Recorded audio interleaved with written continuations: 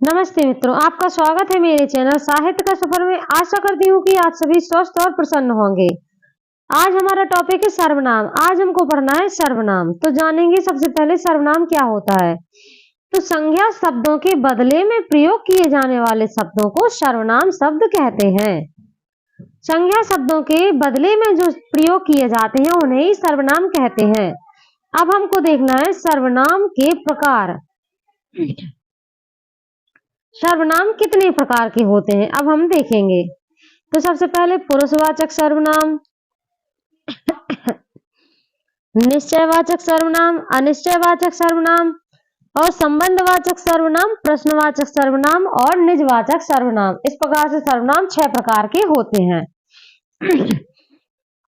अब देखेंगे निश्चयवाचक में होते हैं यह वह, अनिश्चय में कोई कुछ, संबंध में जो सो और प्रश्नवाचक में कौन क्या, निजवाचक में होते हैं आप, अपना या हम, अपने लिए। यह सब आते हैं। और पुरुषवाचक में मैं आप पहले ही बता चुकी हूँ कि 3 प्रकार के होते हैं, उत्तम पुरुष, मध्यम पुरुष और अन्य पुरुष।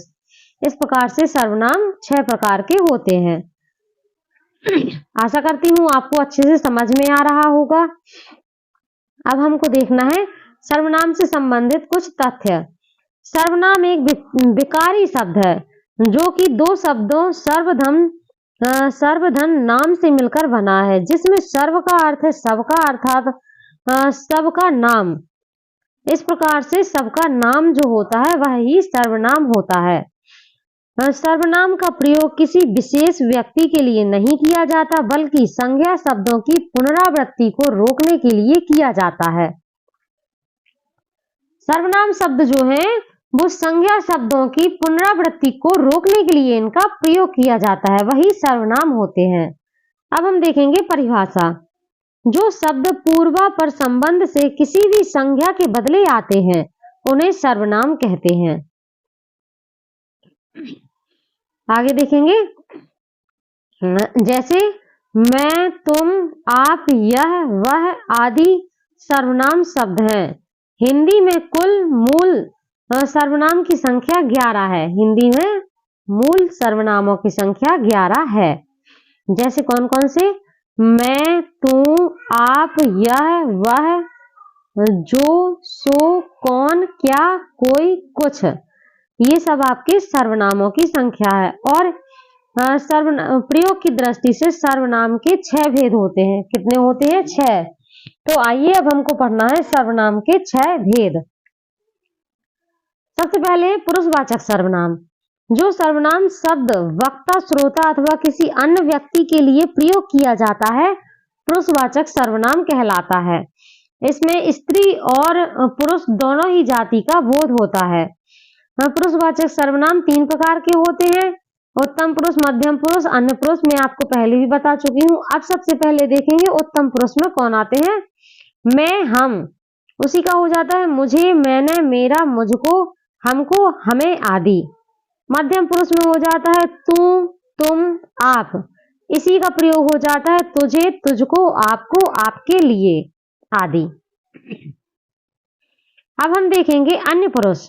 अन्य पुरुष में हो जाते हैं यह, वह या फिर ए, वे। उन्हीं से बने हुए शब्द होते हैं उनको, उन्हें, उन्हें आदि। ये सब आपके आ जाते हैं मध्यम पुरुष के अंतर्गत। अब आपको देखना है निश्चयवाचक सर्वनाम। निश्चयवाचक सर्वनाम में ऐसे सर्वनाम शब्द जो निकट, पास या दूर स्थिति किसी वस्तु या व्यक्ति का बोध कराते हैं, ऐसे होते हैं निश्चयवाचक सर्वनाम। निश्चयवाचक सर्वनाम में निकट या दूर की स्थिति का बोध कराया जाता है। इसके लिए कुछ शब्द प्रयोग किए गए हैं, जैसे यह और वह। यह और वह शब्द से निकट और दूर का बोध कराया जाएगा। जैसे उदाहरण के लिए, वह बहुत अच्छा लड़का है, वह अभय की गाय है, यह मकान मेरे भाई का है, यह मेरी पतंग है। इन वाक्यों में प्रयुक्त यह और वह शब्द किसी निश्चित व्यक्ति या वस्तु की ओर संकेत कर रहे हैं, इसलिए यहाँ पर निश्चयवाचक सर्वनाम है। अब हमको देखना है अनिश्चयवाचक सर्वनाम। ऐसे सर्वनाम शब्द जिससे किसी निश्चित व्यक्ति या वस्तु का बोध नहीं होता, उसे अनिश्चितवाचक सर्वनाम कहते हैं। अनिश्चयवाचक सर्वनाम के लिए भी कुछ शब्दों का प्रयोग किया गया है। वह शब्द हैं आपके कोई और कुछ। जैसे कोई आ रहा है, कुछ खाने को दे दो, कोई सज्जन आपको बुला रहे हैं, कोई आपसे मिलने आया है। ध्यान रखिएगा, कोई और कुछ जो शब्द हैं, इनके माध्यम से कोई प्राणी के लिए संबंध बताया गया है और कुछ अनिश्चित वस्तुओं के लिए इनका संबंध बताया गया है। अब देखेंगे संबंधवाचक सर्वनाम। ऐसे सर्वनाम शब्द जो किसी दूसरे संज्ञा या सर्वनाम संबंध स्थापित करने के लिए प्रयुक्त किए जाते हैं, संबंधवाचक सर्वनाम कहलाते हैं। जिन शब्दों से किसी का संबंध बताया गया हो उन शब्दों को संबंधवाचक सर्वनाम कहते हैं। वह शब्द कौन कौन से हैं जिनसे संबंध बताया जाता है? जो, सो, जैसा, वैसा, जिसकी, वहां, उसकी, जैसी, वैसी आदि। उदाहरण के लिए, जिसकी लाठी उसकी भैंस, संबंध बताया गया ना, जिसकी लाठी उसकी भैंस, जो करेगा सो भरेगा, जैसी करनी वैसी भरनी, जैसा देश वैसा भेष, जैसा काम वैसा दाम। इन शब्दों के आधार पर संबंधवाचक सर्वनाम का प्रयोग किया जाता है। उपर्युक्त वाक्यों में जिसकी, उसकी, जो, सो, जैसी, वैसी, जैसा, वैसा आदि शब्द स्थापित करने का कार्य, संबंध स्थापित करने का कार्य करते हैं। आगे हम देखेंगे प्रश्नवाचक सर्वनाम। प्रश्नवाचक सर्वनाम जो सर्वनाम शब्द संज्ञा के स्थान पर आते हैं किंतु वाक्य को प्रश्नवाचक बनाते हैं, उन्हें प्रश्नवाचक सर्वनाम कहते हैं। अर्थात जिन सर्वनाम शब्दों से किसी प्रश्न का बोध हो उसे प्रश्नवाचक सर्वनाम कहते हैं। प्रश्न किस माध्यम से होता है? या, क्या, कौन, कैसे।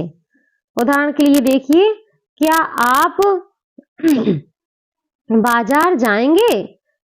यह काम कैसे होगा आदि। यह हो गए आपके प्रश्नवाचक सर्वनाम। वह कौन है आदि प्रश्नवाचक सर्वनाम होते हैं। कौन शब्द का प्रयोग प्राणियों के लिए, क्या शब्द का प्रयोग अप्राणीवाचक अर्थात निर्जीव पदार्थों के लिए होता है, यह आपको बहुत अच्छे से ध्यान रखना है। क्या, कौन, कैसे शब्द वाक्य में प्रश्न पूछने का कार्य करते हैं। अब हम देखेंगे जल्दी से हमारा अगला निजवाचक सर्वनाम। निजवाचक सर्वनाम जैसा कि नाम से ही स्पष्ट होता है, आप, अपना, अपने, आप ही, स्वयं, निज, खुद, यह सब अपने आप के लिए प्रयोग किए जाते हैं। ऐसे सार्वनामिक शब्द जिनका प्रयोग स्वयं के लिए किया जाता है वे निजवाचक सर्वनाम कहलाते हैं। उदाहरण के लिए देखिए, मैं वह काम स्वयं कर लूंगा, अर्थात मुझे किसी की जरूरत नहीं है, मैं वह काम स्वयं कर लूंगा या कर लूंगी। मैं अपना कार्य समाप्त कर लिया है, मैंने अपना कार्य समाप्त कर लिया है। मैं अपने आप चला जाऊंगा, मुझे किसी की जरूरत नहीं है, मैं अपने आप चला जाऊंगा। मैं अपने भाई के साथ रहता हूं, मतलब जो संबंध है वह निज स्वयं के लिए बताया जा रहा है। तो ये थे आपके कुछ